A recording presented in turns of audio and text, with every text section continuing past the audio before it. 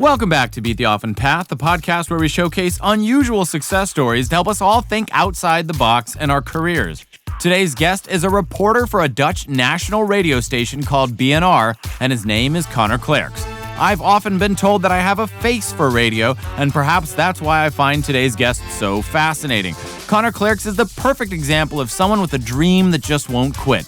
Since he was a child, he was obsessed with radio, making his first appearances on air at a local station when he was just a teenager. That passion has since blossomed into a full-blown career on Dutch national radio, where his dulcet tones reach tens of thousands of listeners daily.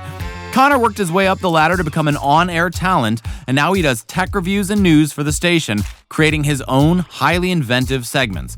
Although he performs in Dutch, he is also native in English and truly has a voice for radio. And most importantly, he's happy in his career. I'm so pleased to announce my next guest, Connor Clerx. So Connor Clerx joining me on the podcast. How are you doing, my friend? Hey man, not too bad. It's a big time difference here. I think it's early in the morning for you. It's almost bedtime for me here in Utrecht. That's right, yes. Utrecht is near Amsterdam, for those who don't know their Dutch geography. And yes, I'm in LA, so it's clearly dark over there, bright over here. Yeah. Well, the reason that I brought you on the show is about unusual success stories, helping people think outside of the box. Obviously, a lot of people right now are either changing careers or they're in a massively different place than they were, let's say, a year ago. People are thinking about remote work. All kinds of these types of things have changed. And I want to give people some ideas of paths that they could potentially go down. And being a radio broadcaster is certainly an unusual story, I think, for most people. So I wanted to talk with you a little bit about how you found yourself in this line of work. Yeah, it's a weird job, man. You don't get used to it either. It's like it does turn into a day job at a certain point. You know, this is just what I do, but it is very weird. My job is, every morning I go to work and I walk into a studio and I talk to tens of thousands of people in a little room with just guys I know, and that's really strange. In a way, it's like with podcasting now, you have a sort of similar thing, but live radio is just something else because you just, the red light goes on and you go and you don't know exactly who's listening, but people are listening. So don't F up. I don't know how you are about swear words, by the way. Sorry. Go. I don't care at all. Sweary. Swear away. Right. Good. Swear away. We need to add a little dynamism to the show. We need to keep the attention, keep it fire. I know that feeling very well. When I turn on the little red light, I talk to tens of people as well. Okay, not tens of thousands, but 10, maybe 12, 15. My mom is a big listener. But that's fascinating. So Palmer. You're still going. Yeah, exactly. Shout out. You're still going into the office, though. You're not doing this from home. Yeah, I did for a long time. So, like, if people are watching, you can see I've like a mini studio here where I did do a lot of work from home because, it started here in March. I want to say around the 15th of March, 2020. That's when stuff really kicked off here and schools closed and everybody's like, all right, working from home is going to be the basis. And we had the station I worked for. We had a bit of luck because a year, maybe 6 or 7 months before that, we had this campaign where we were trying to get people to work from home to reduce traffic. And as a sort of a gimmick, we said, do you know what we're going to do is we're going to work from home for a day, and we're going to get as many companies in Holland to work from home for one day, and we're going to lead by example, which is a kind of a crazy thing to do if you're a radio station. You can't really work from home, but we did. So when this pandemic came around and everybody said, all right, it's lockdown time, we're going home, we knew what to do. It's like, all right, get your shit. We'll see you when we see you.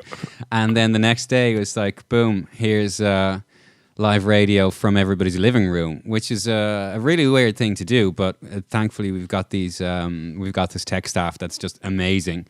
And, it sounds a bit different, but, it worked out. And the last couple of months, it's been up and down here. We had some restrictions eased and then back into lockdown. But right now, we have a sort of a bare bones operation at the station, and I'm really very, very lucky and very privileged to be allowed to go into the office now. So I'm happy about that. But, if needs be, then there's always back to the little room here. Sure. And did they send you home with that gear, or did you already have the setup yourself? A lot of this is my own gear because the work I was doing at that specific time didn't really need to be live that often.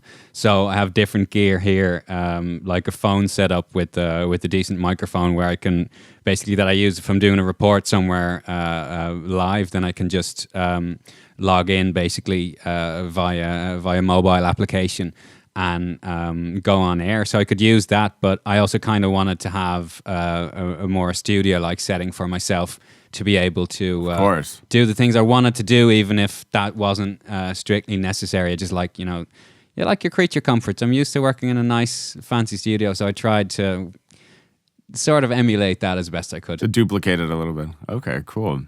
Makes perfect sense. Give us a little bit of an intro to what is your actual job? Oh, my job at the moment. I'm a dedicated tech reporter for our two main news shows. So we have two drive time news shows in the morning between 6 and 10 and in the afternoon between 4 and 7. And my job is basically to curate and find the most important tech stories. And that can be anything from a cybersecurity risk to what's going on right now with Twitter and Facebook and social media and censorship and obviously the presidency.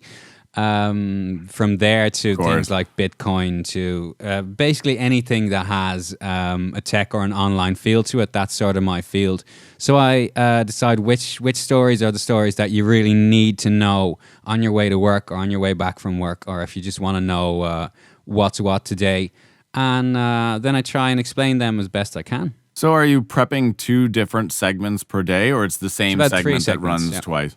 Three segments, okay. Yeah, I do a segment at 7:45. I do a segment at around 9:35, and then I have a big long pause and do a segment around 4:15 in the afternoon. And these are all recorded live. You're not pre-recording them and then they're just playing them later. No. What I really do is I like a bit of interaction. So I come up with a story and I try and find a way to get the presenters as interested in this story as I am, So I try and sort of tell a story, basically, and still give you the facts that you need to know and the information that you need to know, and sort of try and get people to understand really why this is important, why I'm telling them this. Fascinating. And how long are these segments generally? Around 5 or 6 minutes. So I usually do about 3 subjects per segment. And then afterwards, do you discuss it with whoever is there, or it's just that's the chunk of time and then you're out of there?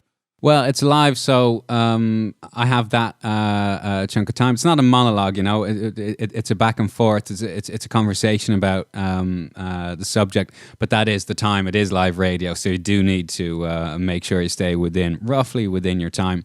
And then, obviously, I'm always talking to my co-workers and different presenters and seeing, how we can fine tune things and what do they think? Did they enjoy the way it was brought, and do they think that's the best way? So we do a lot of talking about the stuff we've already made, but like you said, when the red light goes on, that's it. Fascinating stuff. And so you're writing a script in advance, or is it just, I have knowledge of this? Is it bullet points, or do you really write out word for word? Really depends on where I'm going. Often it's somewhere in between. I started out writing for other presenters. So you sort of every presenter has a different style, and I have my own style. But when you're writing for yourself, I can't commit a 5 or 6 minute segment to memory.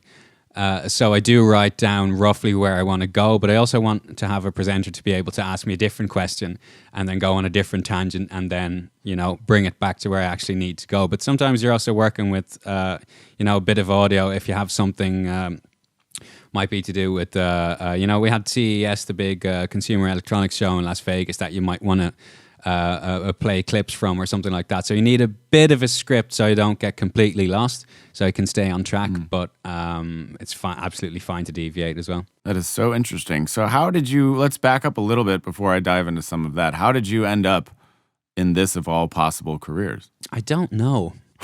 No, I do know. Did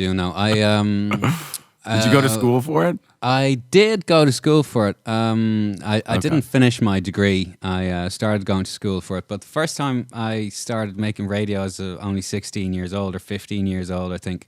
Doing what a lot of guys who end up in radio do, is working for a local, really, really, really proper local, like in the tiny town I'm from, Vermont. This tiny little local radio station, and just trying to be a DJ because I thought, that's what I wanted to do. And at the age of 16, that was awful. You were already on the local radio. Yeah. But that's the way it goes. I mean, it's not like in the States where you might have local radio servicing a really big area, but this is really, really very, very local. And that's you're talking about the snack bar. The snack bar put an extra freaking... I was still trying to be a music DJ back then. Oh, music. Okay, music. So you started trying to play good music on a station that basically only played awful music. So that was the first time I did something with radio. And then I sort of dropped it for a couple of years. I didn't really think about it until I couldn't figure out what to do for college. I tried being a teacher, and I didn't like anything about it. And... actually, my mum said, do you know what you should do is go and study journalism. And I said, no, of course not, because what the mums know, they know nothing when you're 18 years old. Obviously, that's sort of the thing you have in the back of your mind. And then I really couldn't figure it out, so I did a sort of a list of pros and cons. What do I like and what am I good at? And all signs sort of pointed to journalism. Because I already liked reading the news, and I liked finding out how stuff works, and I liked talking, and I liked photography, and I liked radio. So I thought, all right, let's give this a shot. And that's how I ended up studying journalism in college. And from there, well, I don't know how it is in Dutch, but I think having an Irish accent like that is big leg up in radio. You've got a very pleasing English accent that surely can't hurt. It's funny, I never do anything in English ever. Like, this is... Do you have you don't have an Irish accent in Dutch, do you? No, I've... It's absolutely perfect ABN, exactly. They call, right? It like must be. You wouldn't be on the radio otherwise. Dutch. Yeah. That's incredible. Well, you could do it in English, I think.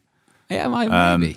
Yeah, I think it would work. I mean, I don't know what they have a market for over there, but I could see it working. So what is it about radio that was always, you were always drawn to radio specifically? Because that's interesting to me. Yeah, man. I used to listen to radio like crazy when I was 15, and even before that when I was 12, radio was just amazing. But, you're a little bit older than me, but we're roughly the same generation. I mean, growing up, you didn't used to have access to everything you wanted like you have now with the streaming services with Apple and with Spotify.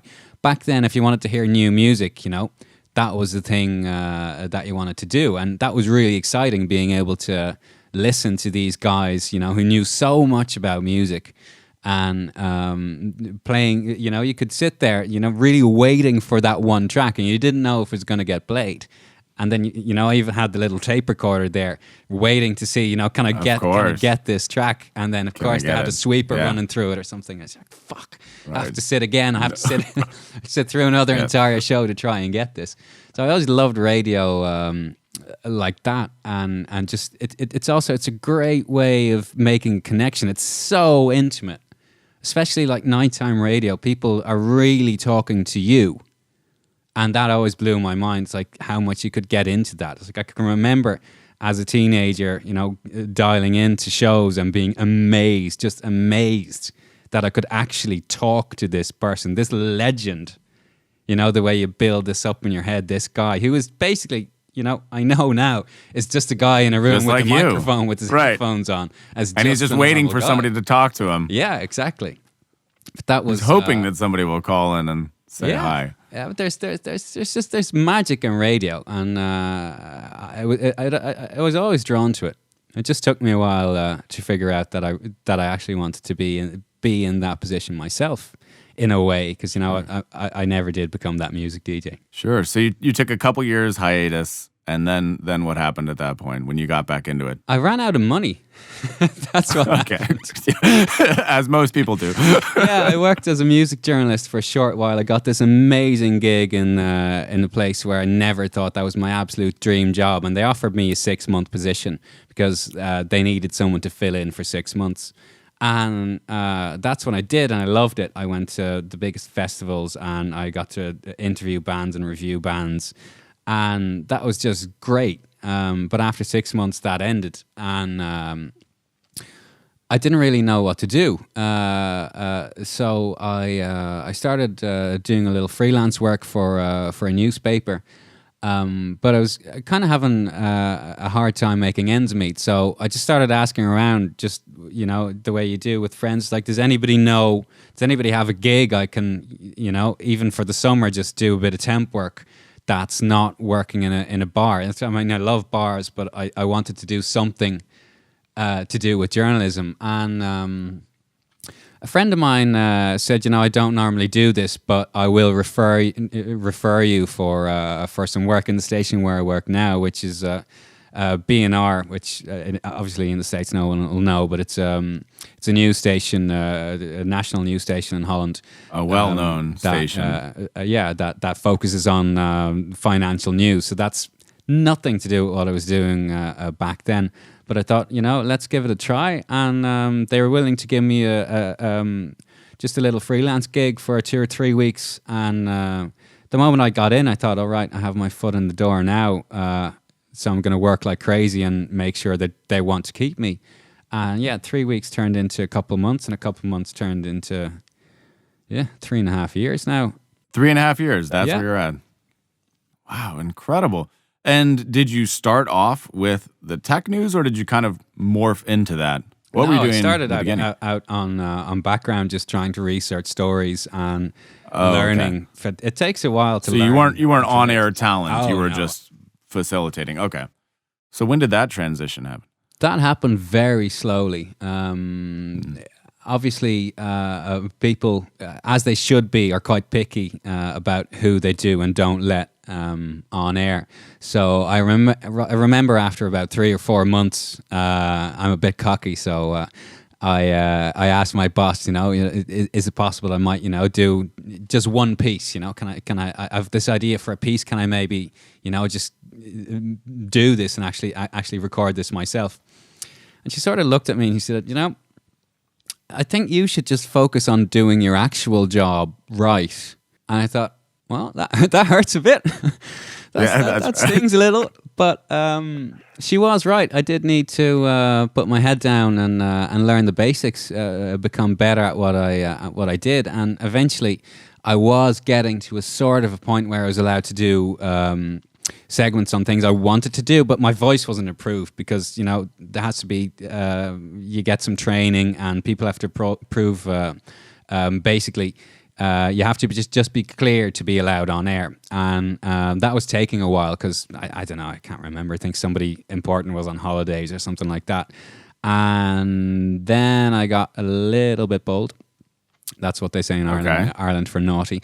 I got a little bit naughty, Ross, because I realised my boss was on holidays and there was a new editor and he didn't know about this. So I had an idea and I just made it and I said, instead of asking him, I just said, all right, my piece for tomorrow is done, I'll see you. And they broadcast it the next morning. And my boss was quite amused. So after that, they never really talked about clearing my voice anymore. That's so fascinating. I've often been told that I have a face for radio and a voice for silent films. But there is an element, of course, like you mentioned, the training. Obviously, not everybody has a voice that would be well suited to radio, I'm assuming. What kind of stuff did you learn in the training? A lot of it is about how you use your voice. It's like, you're quite a musical guy.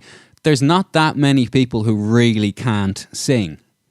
You have people who if you have a little bit of practice and you know slightly how to use your voice and what to do, it's kind of all right. I mean, you have people who have an amazing voice, and you have people who can just sing.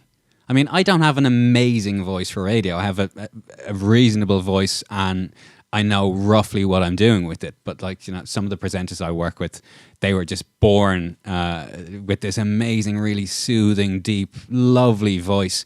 I mean, that's not me, but it's all right. I don't need that. And for your voice, do you know who Mike Rowe is? The American presenter? I don't think so. He has a podcast. He did a lot of shows for years and years, and it's just not even fair that a guy like that has a podcast versus the rest of us. If I listen, he has this rich, deep bass. It's just so effortless, and it almost doesn't even matter what he says. You're just listening regardless, right? Yeah. I listened for 15 minutes, and it's like I didn't retain any of it, but I loved every second of it. So some people out there, or Don LaFontaine, the guy who did all the In a World trailers. Yeah, that guy, yeah. You know, there are people out there who just have those magical voices. Absolutely. Who's the amazing trailer guy? His name is Red, I think. R-E-D-D. Oh, and he's, there's a few. I don't know him, but I know that there's a couple that do them all. And they're booked. I mean, they must have the easiest job in the world, right? They just wake up, make a cup of coffee, make $15,000, $20,000, $25,000. It's a skill. I know guys. Of course, no. I mean, it's wonderful. Don't get there. You know, you do need there is the hustle, and you do need to put the work in.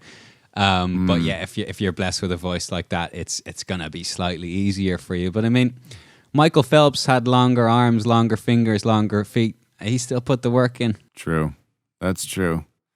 So, all right, so you're finally on air. It's one of those classic things where you didn't ask for permission, you asked for forgiveness, and then they just said, okay, fine, you're in, more or less. You can do this now. Then what happened? How did you start transitioning into what it is that you're doing now? Did you start doing regular segments? Or? I did start doing regular segments, and the way that kind of works is, I mean, if you're a young guy, you take whatever's going, basically. So that's a great part about journalism as well, is you get a different beat sometimes, and you don't know anything about it, but you have the time to go and sort of try and learn on the job, try and learn about what you're supposed to be talking about. And as a journalist, you know, you never really have to be the expert. You get to talk to the experts.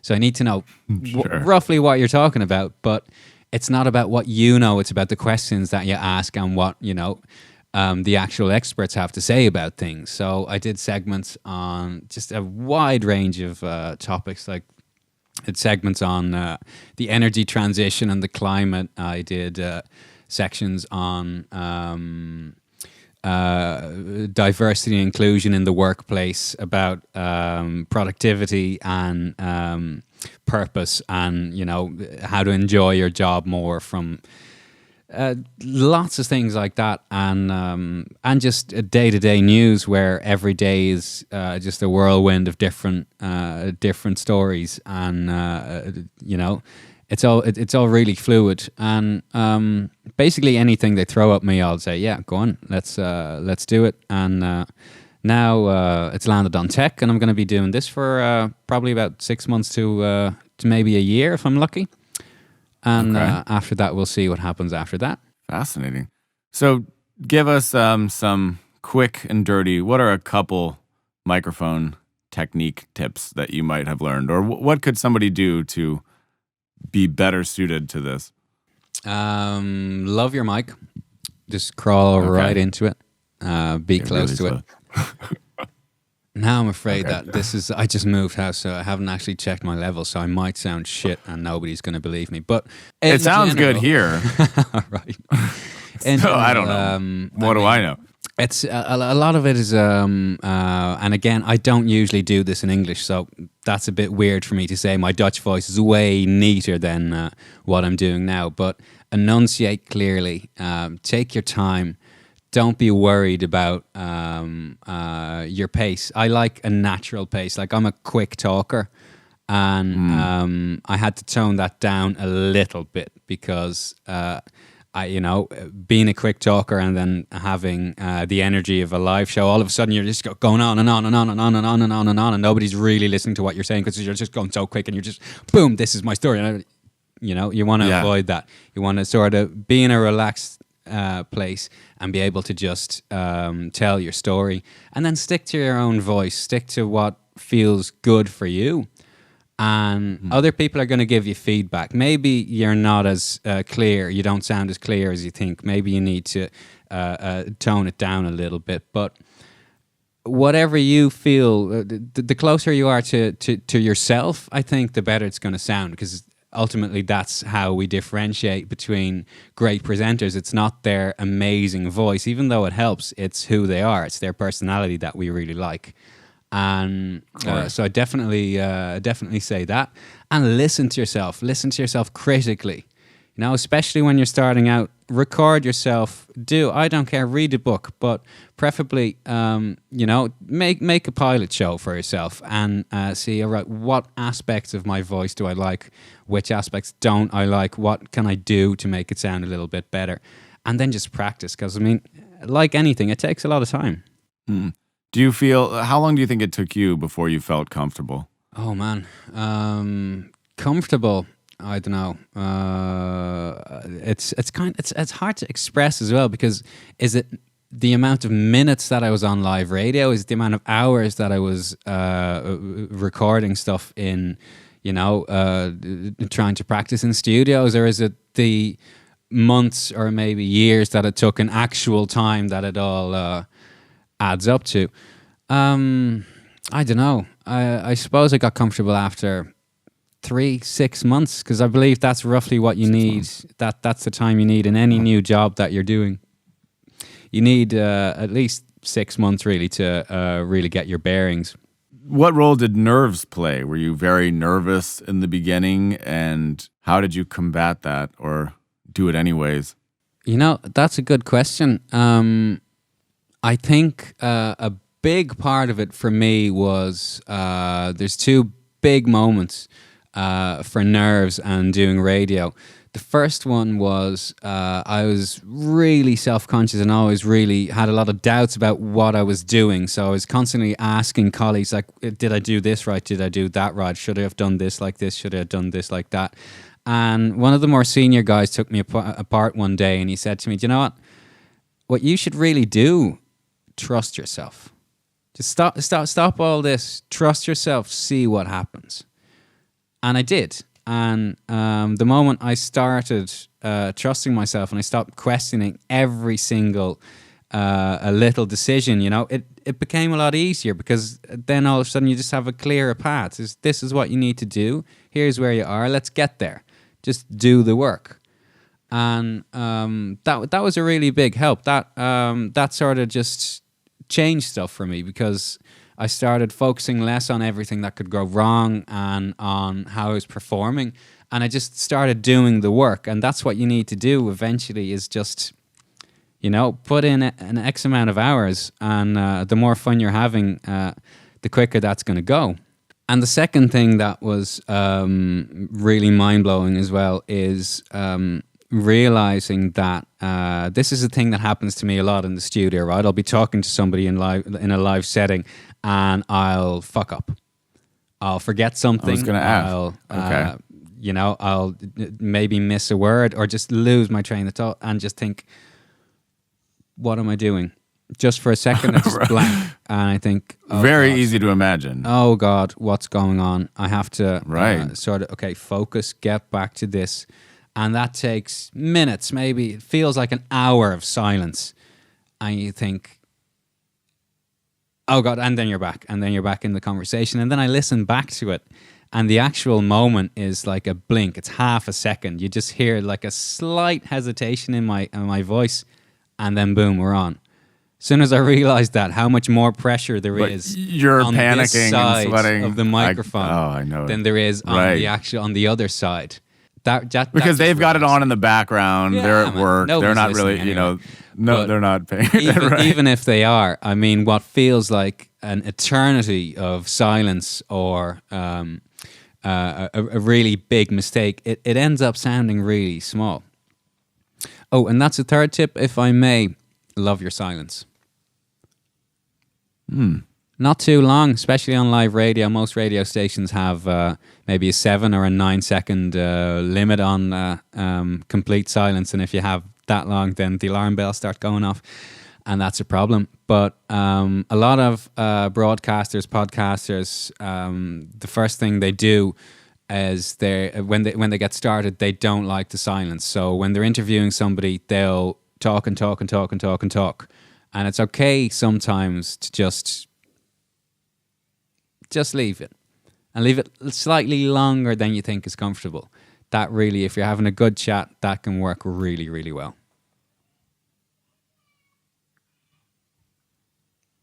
All right, I tried it. That's something that's new to me. I am not familiar with that, but it makes scary, perfect sense.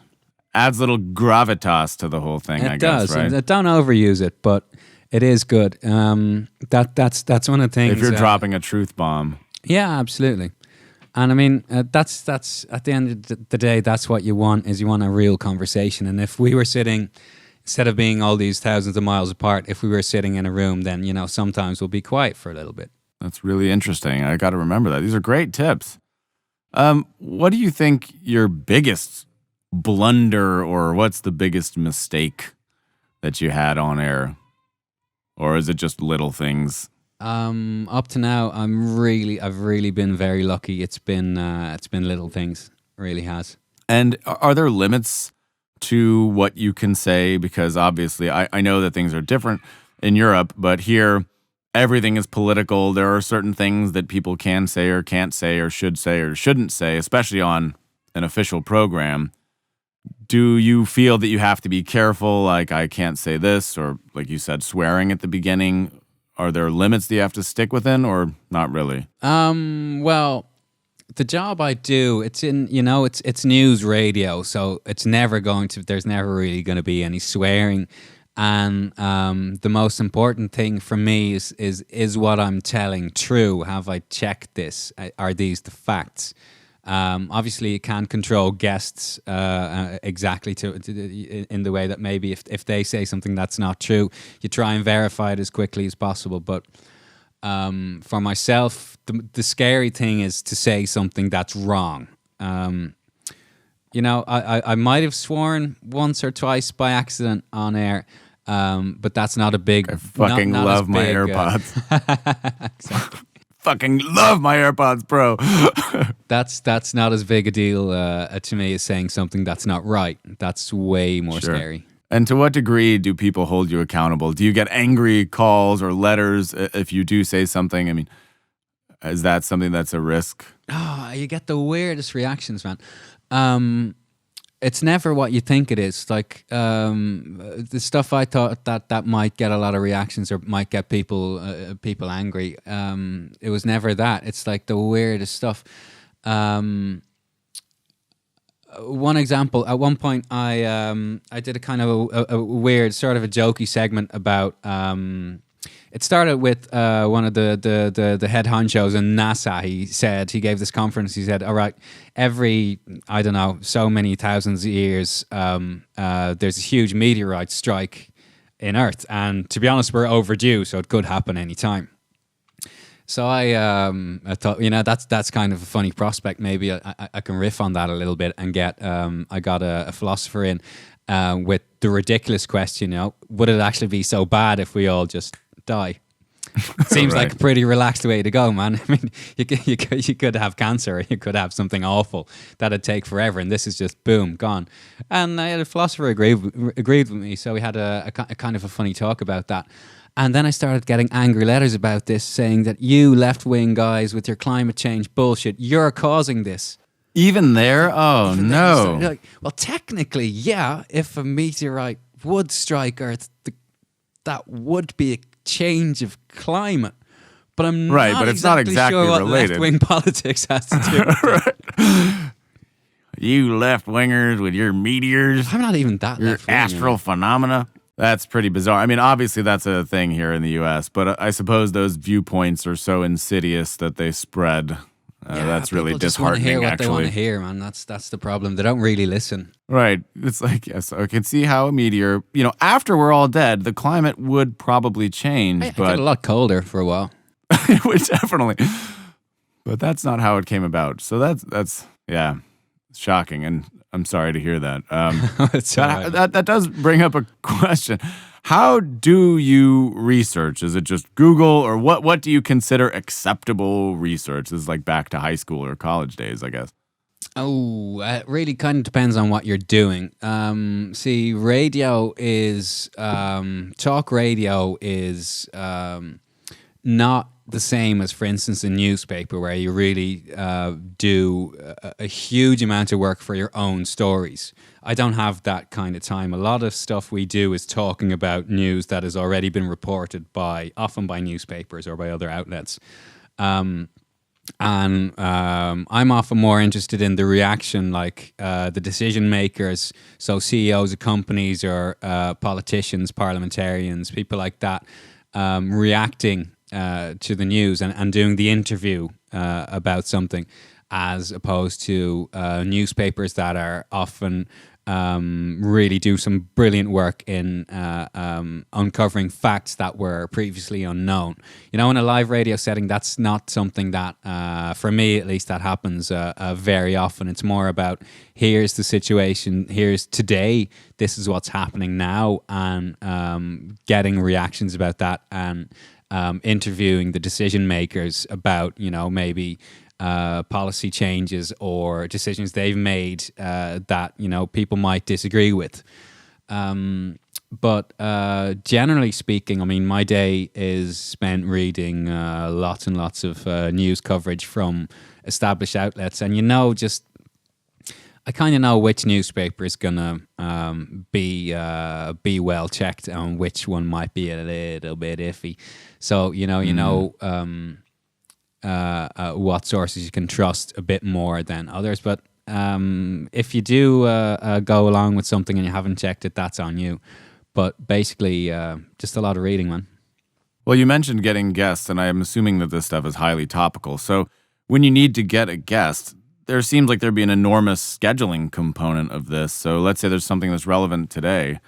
How do you get people to come into the studio? How does that work? Well, the pandemic changed a lot of things, but radio has the benefit where you can actually use somebody's phone. It's all right for a 3-minute segment. It's all right to actually ring somebody. But we have some digital tools, like the same way I log into my station. We have a sort of a bare bones version for guests, for regular contributors, that they can just download to their iPhone or their Android phones, and just plug in some headphones, and they're good to go, and that's acceptable. Studio time, it depends on who it is, and it depends on the length of an interview. Like, I did a lot of background work for a program that's more about business and getting the CEO of a big company in to talk to them for half an hour. I mean, you're not going to do that over a phone line. You want them in the studio. So that takes a lot of planning. But if you're doing really short work, like what you were saying, the day-to-day current affairs, this is happening today, a lot of that is phone-based, and still, it's very frantic. I mean, it's a lot of calls to a lot of people, and a lot of pressure. But you get used to it, I suppose. And are you solely responsible for all of this, or do you have people working underneath you or alongside you that are doing some of those I'm my tasks? own island at the moment. So you call, you schedule, you decide who you need, and you work out the logistics. For me, yeah, because I at the moment I'm a small part of a big show. And for years before this, I did background work for bigger shows. And then you're really doing a lot of the scheduling. But for me, for the 3 segments, I mean, that's I can handle that on myself, by myself, yeah. And this is, I'm assuming, a 5-day-a-week job. Weekends free? Okay. That sounds intense. I mean, I know from just trying to get people on the podcast, like, coordinating with other people is no easy task, especially daily. It's true, but so hats off to you for that. For news radio, there's a bit of recipe. There's something in it for them, as well. You know, it might be a bit more tricky when you're talking about a prime minister or the CEO of Heineken. I don't know. There's not always that much in it for them to answer the phone. But when you're talking about politicians or business leaders or activists, you know, they have a story that they want to get out. So you ring them, and if it, more often than not, they'll actually say yes, because, you know, that's a way to contribute to changing things, because that's, you know, what news does, is it does change things. So people are generally receptive. Obviously, you have a big brand behind you as well, which Yeah, helps. that does help. Yeah, You're not just on your own. You can say it's very legitimizes it. Makes sense. All right. What was your favorite story of the last year? Do you have a favorite segment, or what are you most proud of? That's a good question.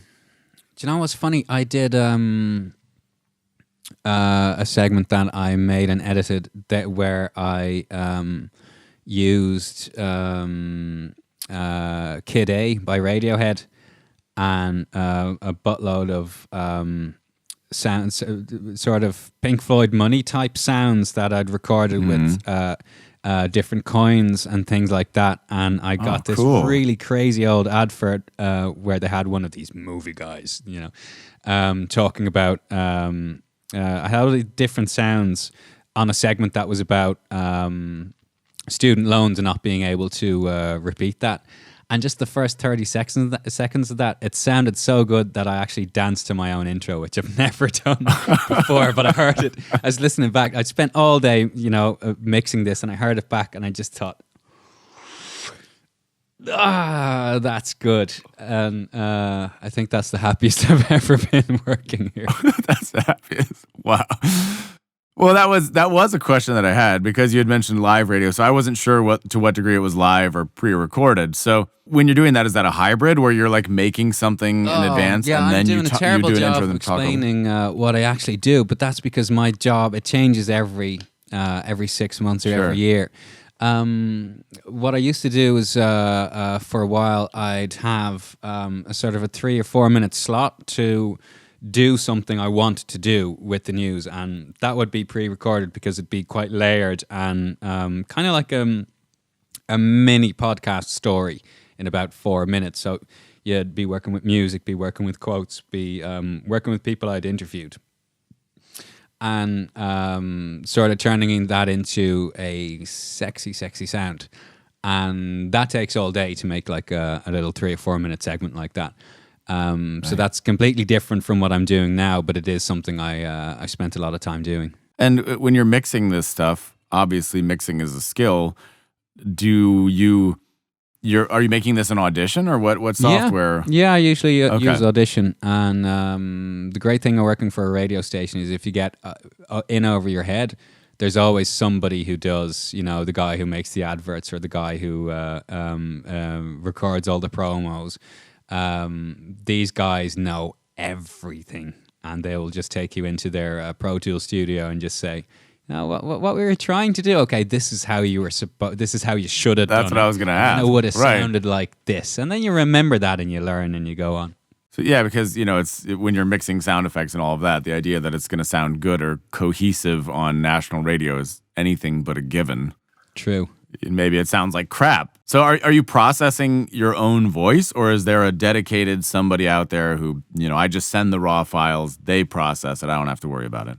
No, when I'm at work, then the processing is done over there's different recording booths that you can use, and they'll have the voice processing down, and then at the end of the day, when my product is finished, when I'm done with it, it'll go through automatic processing, but I'll have done the mixing and the leveling myself, because I want it to sound the way I want it to sound. And if I want help with that, then, you know, I can get somebody else to do it who's more qualified. But usually I kind of know exactly what I want, or I'll just tweak with it keep tweaking it till I'm happy. Because it's so much fun doing these things, you know. I don't know why I'd ask somebody else to do this unless you really had to, because you didn't have the time. I mean, that's my perfect day, is just sitting in mixing something in a studio making something. Yeah. I feel the same way, but we're a rare breed, I think, in that regard. Maybe. Well, I think not a lot of people think in terms of sound. That's been my experience. True. Most people think in terms of visual stuff. If you look on YouTube, it's all about cameras and color grading and lighting, and there are so many wannabe filmmakers or cinematographers out there. But then you get into the world of audio, and there's just so much it's like a dark art for 99% of people. Either they do the bare minimum or they use GarageBand or whatever, or they know just enough to make something truly horrible. But I find that certainly in music and elsewhere, the people who actually think in terms of sonic landscapes are very weird. And for me, that's how I think. I mean, I've got 4 sets of speakers right here, right now, because I'm just fascinated with how frequencies hit the ear, more so than music, actually. I'm not like a guitarist or a piano player, or I didn't grow up playing any of those instruments, but I just am very, very interested in the way frequencies hit the ear. How do microphones affect it? How does the speaker that I choose affect what kind of decisions I make? Should I use a small speaker for dialogue, or do I need a subwoofer? You know, all of these things that most people don't care at all about. I love all of that. So it's interesting for you to say that that's your world as well, but it makes sense if you love radio. Yeah, I'm probably not as deep into the technical side as you are, but it is definitely true. I can spend a half a day trying to make something sound just right, and playing it over different speakers and making sure, thinking about, okay, I'm mixing this on headphones and then taking it upstairs to a monitor so I can actually hear what it is, and then completely forgetting that 99.9% of these of my listeners are going to hear it through a car stereo in a Fiat or a BMW with a stock. True. And they're not really even listening. Like all these subtle things and trying to, I've often spent time designing a sort of a different sonic experience in each ear and trying to make sound sort of move around your headphones. Who listens to radio on the headphones? Right. Nobody. But I had a good time. No. Would you enjoy it? It sounded good on my headphones. You're just tripping out there, like, oh shit, I got a deadline. Crap. I gotta. I mean, or like a reverb matters. tail. When you care about what it sounds like, it matters, and people do hear it. I think, I really do think, or at least I hope so. Well, probably my belief is it's always a subconscious thing.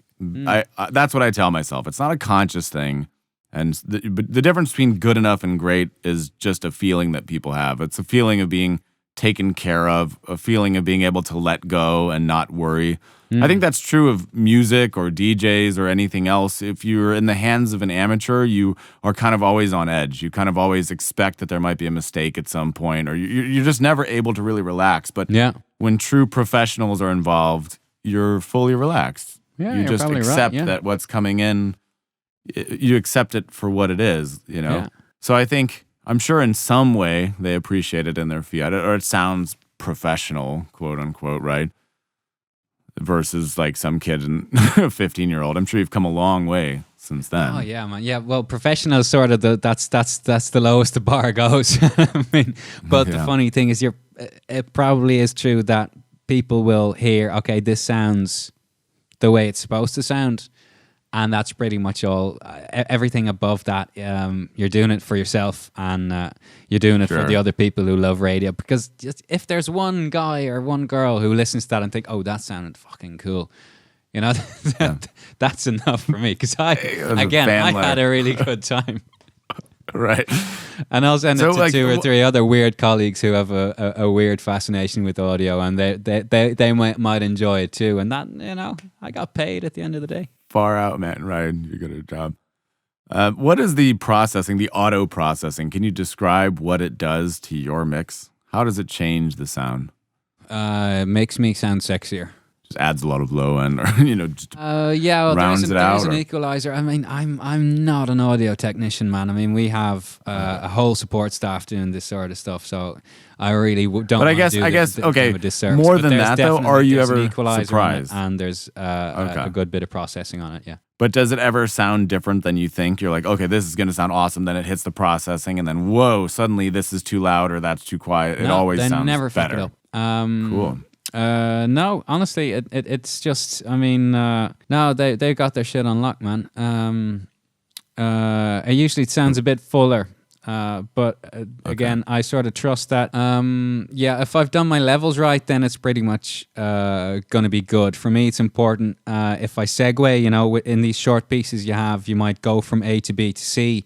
I need to make sure that my fades are good, but it just has to sound right as a sketch. I don't have to worry about is my bass going to be too high, because I know my levels. I know I do my voice at -6 and I do peaks at -12.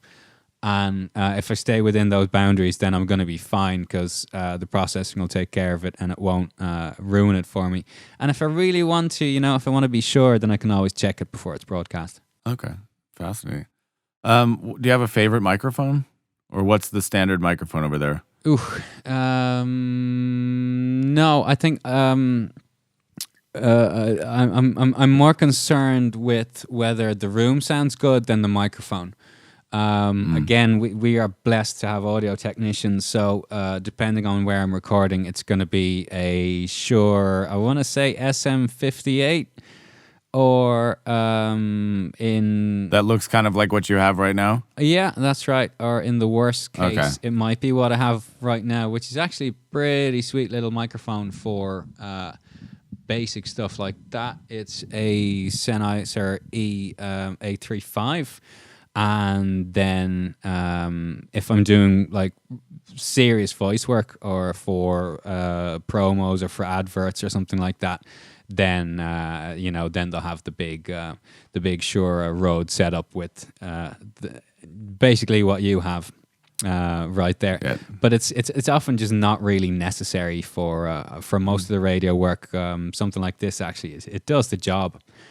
It's more important that the acoustics around you are okay. So right now, as you can see, I'm moving house, so I haven't actually really done. This is the first recording I'm doing here in this room. I haven't paid any attention to it, so I hope it's okay. I hung up some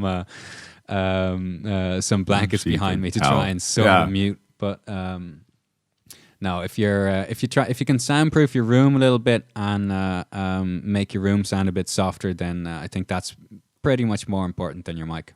Wow, that's amazing. I would have thought that, and a professional, I mean, of course that makes sense, but I would have thought that would be a huge component, because I know that NPR famously, they all use the same microphone. They all use the Neumann U87, which is this deluxe luxury $3,000 microphone. But it's interesting that in your world, it's kind of the opposite. They just say, okay, just get it in there. We'll process it as long as the acoustics are good. Yeah. The thing is, just like, if you have super, super, super high-end headphones, right? Yeah. It's so hard. The more money you spend, you keep having to spend more and more and more and more money to get a slightly better pair of headphones, whereas for 99% of the stuff you actually want to do with those headphones, the cutoff point was way, way behind. And I think, and to be honest, I haven't obviously talked about, I haven't talked to the tech guys about this, exactly why they pick which microphone, but I can sort of guess that these super, super, super high-end microphones, they require pretty good microphone technique. And in a radio studio, you're constantly receiving guests. So this is if you have a microphone that just sounds good for everybody, that's pretty good for us, I think. Much more utilitarian approach. That much, yeah. But again, the differences are so marginal, man. A lot of it is just it's just bullshit. I mean, yeah, you can make it sound better, but it's like take compared to photography, man. You can buy the most expensive camera in the world, but if your eyes aren't working, you're going to take a crap picture. If you don't know what you're doing, you're going to take a crap picture, and you take an iPhone out and you just go, yep. And it might be stunning. That's a good analogy, I think. So would this is a great Dutch English phrase, or Dutch American at least. So would you say that you live to work or work to live? Oh, that's difficult, man. I'm 29, Ross. Right now, I just want to work because I want to go places, and I really like my work, but I'm single. It's the crunch time. It's crunch time, and I'm not. Yeah. I'm not. I don't have the idea that I'm really like missing out on anything else. I just really like my job, and I'm still learning a lot. So I'll just keep doing that and enjoy it. But yeah, I do want. I do want to have the room to relax and do what I want to do, but. I get bored. I get antsy if I take 2 weeks off after a week and a half. I'm just thinking, I'm missing something. I might have a wonderful time, might be on the beach somewhere, and then after a week and a half, I think, kind of want to know what's going on. Kind of want to get back to work. So it seems like a pretty clear answer then, which I totally understand. Is there somebody who do you admire in your field? Is there somebody you look up to specifically? Oh, there's so sorry. Knocked off my headphones there. Sorry, there's so many people I looked up to. Gonna have to try and think of some English language people that you might or your listeners might. Oh no, I think they can be Dutch. It can be anybody really, or maybe you can describe who they are. There's a couple of guys in Holland. One guy's Pieter van der Wielen. He presents a late night interview show on public broadcasting radio in Holland on Radio 1. And he's amazing. He just does an hour of super in-depth interview every night with authors, with chefs, interesting creative types, politicians, and he always knows he knows his stuff, but he's a brilliant listener, and there's so much empathy in what he does. So I really admire that, and stuff I've been listening to as well lately is one of the oldest radio programs in the world, maybe the oldest radio program that's still going, is Desert Island Discs by the BBC. And the great thing is, like, on the BBC Sounds archive, you can listen back to as far as you want. And there's a couple people like right now, Lauren Laverne is presenting that, and she's just brilliant. She's just a wonderful, wonderful interviewer. There's so much kindness in there, and a lot of patience, and a lot of humor, which I like.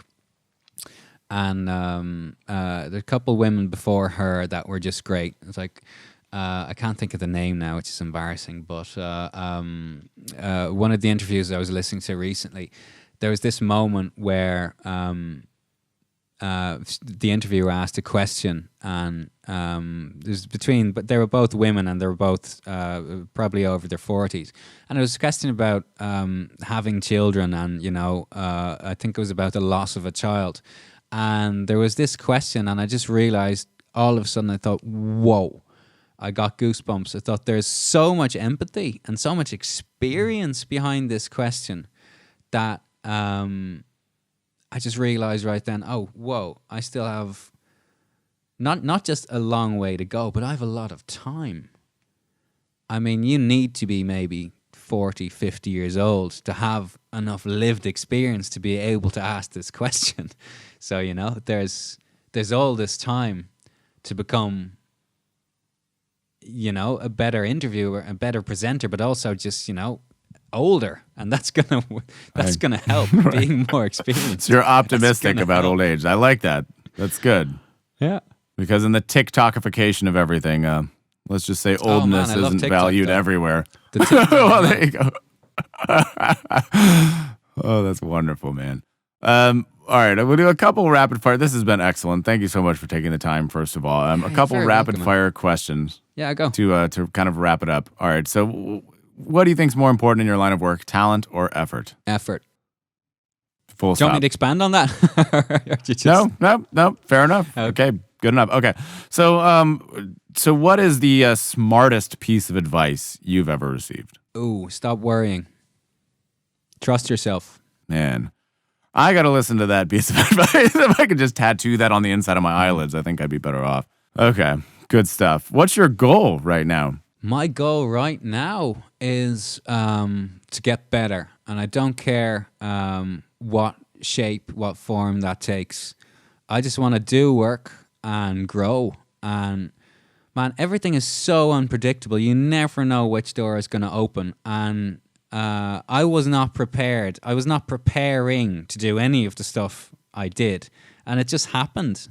And you build on sort of your experiences. And I just think, I'll see where I end up, but I just want to keep busy. I want to keep improving and keep getting better at what I do. And then we'll see what opportunity comes along. That's really wonderful. Well, there's one last question here. What is something that you believe that almost nobody else believes? I don't know, man. I'm really cynical. What do I believe in? Or a conspiracy theory? I don't believe in conspiracy theories. I don't know, man. I'm starting to wonder now. I don't want to make it too sad, but I believe that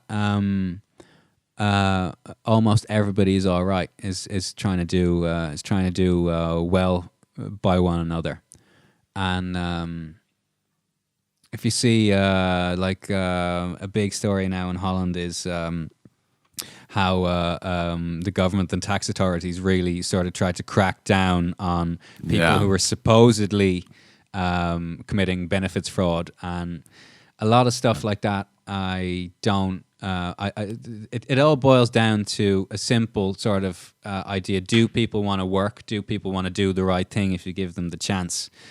And I think I believe more than a lot of people, sadly, especially here in Holland, believe that at the end of the day, people want to do something productive, want to do something good, and there aren't that many bad apples. I just don't believe it. I completely agree. And that's a great way to end it. Lovely sentiment.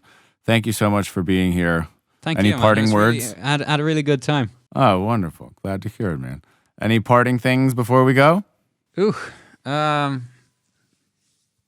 Work hard, man, and not too hard. Stay happy. And with that, podcast officially over.